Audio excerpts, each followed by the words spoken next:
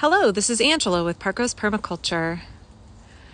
I'm in my front yard garden in Portland, Oregon, and today I wanted to answer a question that I get fairly frequently, which is, while I'm going around the garden making videos, there is a plant that frequently appears in the background, and folks ask me a lot, what is that plant?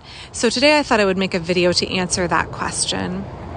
Actually, I have 5 of these around the garden of various varieties, and they all look a little bit different.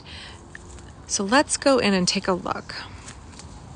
So I'm up here in a pawpaw guild. This will be the dominant tree eventually, but right now this shrub next to it is much larger. It is probably close to 7.5 feet tall, and it is about 5 feet wide, and this is the Aronia. Now, Aronia is a fruit crop that has been cultivated extensively in Eastern Europe and Russia and Ukraine. And there is a native Aronia here in North America, particularly Eastern North America, and it is commonly known as chokeberry.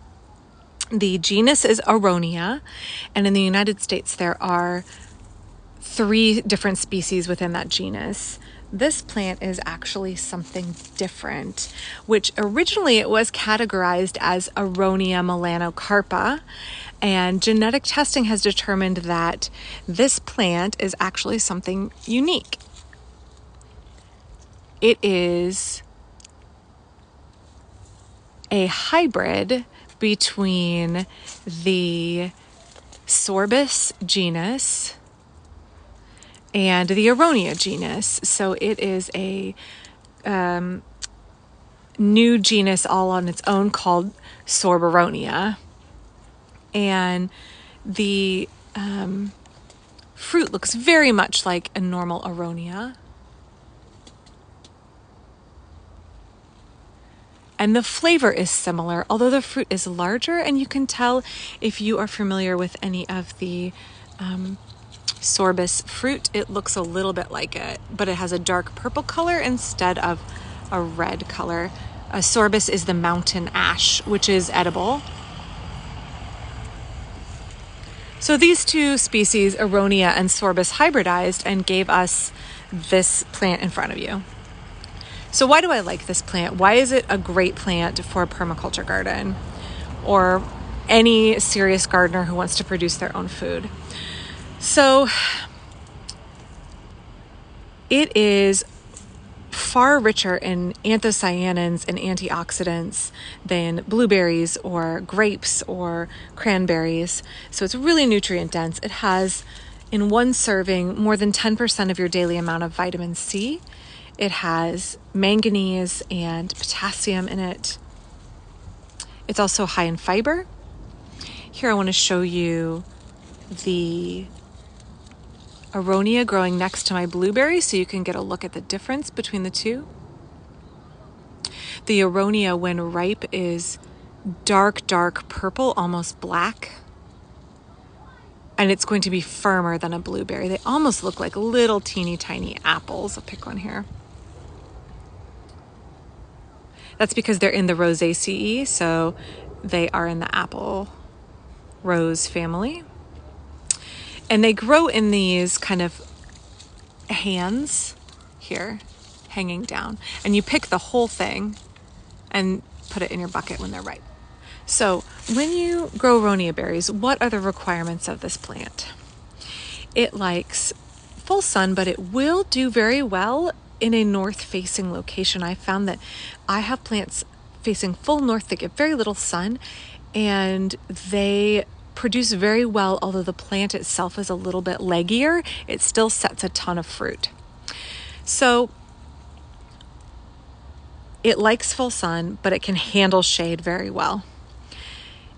It traditionally, in the wild Aronia species, grow in kind of a moist woodland setting, and they like to not get super dried out. I don't water mine at all, but again, I'm in zone 8B and we get 9 months of rain here, so it doesn't need watering, but it can handle a little bit of wet feet, but it doesn't like a super arid climate.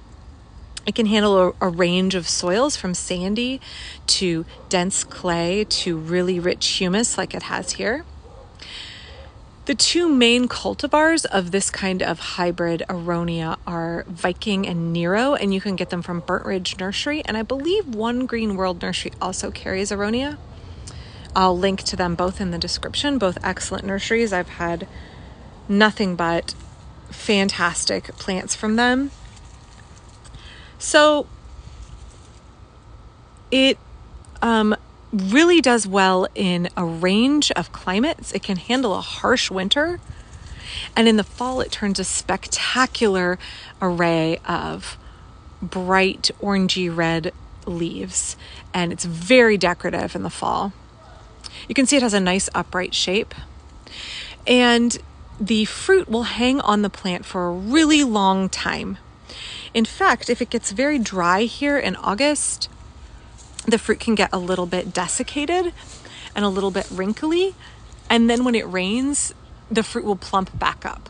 And this fruit, so here you can see one that's really close to being ripe. See how dark it is.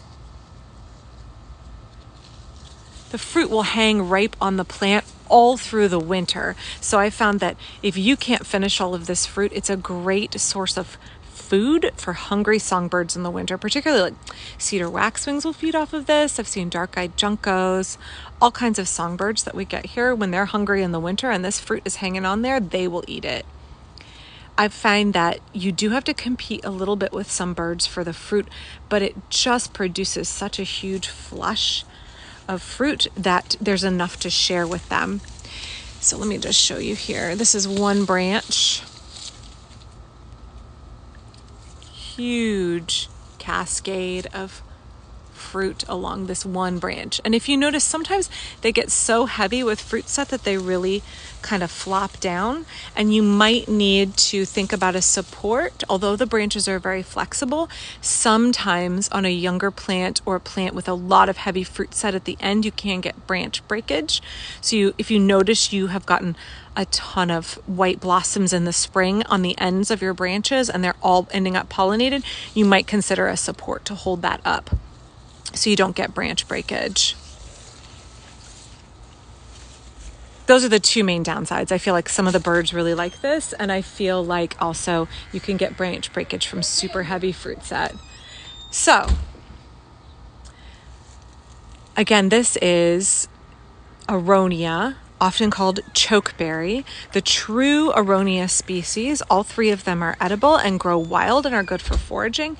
This particular cultivar is a hybrid between the Sorbus genus and the Aronia genus, but you really, what you get out of that is a plant that is hardier, that is more robust, that has a big fruit set, does very well and is entirely self-fertile.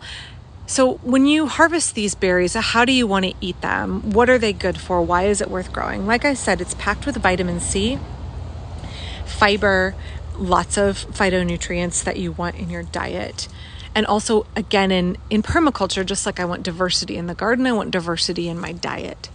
So when you're looking at using the fruit from this plant,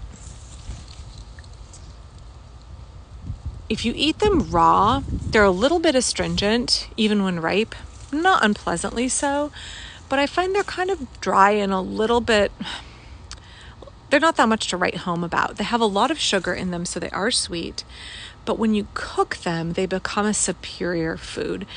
It's just like how you don't really want to eat a raw quince. There's a lot of things that we grow that are just so much better once we cook them. Chokeberry Aronia is the same way. When you cook it, you can make juice out of it. You can make jam, jelly. You can make fruit leather out of it. You can make beer and wine with it. I've also seen recipes where it is cooked into things like stews and soups. It's really good for roasting with poultry or any cut of meat.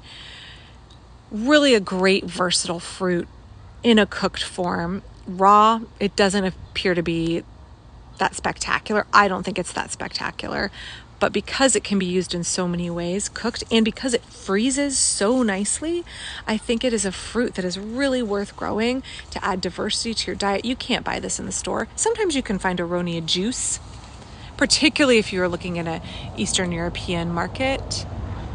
You can find the juice of this plant, but really you got to grow it yourself. And because it is such a beautiful plant and so productive and not really bothered by much, if you've got space for this, and because it's self-fertile, if you've got space for this, it's worth growing. Now, this cultivar is really tall, but some of my cultivars are about 3.5 feet. So if you look in the catalogs, you can find different sizes of it.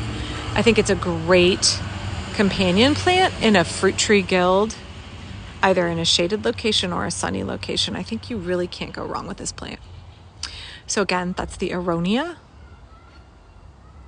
a unique fruit that you cannot buy in the store, but that is well worth growing in the home garden. So if you enjoyed this video and you got something out of it, please consider subscribing to my channel. Please share this video with your friends and fellow gardeners. Please think about throwing a couple of bucks at my PayPal to support the work that I do here. That would be awesome. And I will be back really soon with more about permaculture and sustainable gardening. Thanks.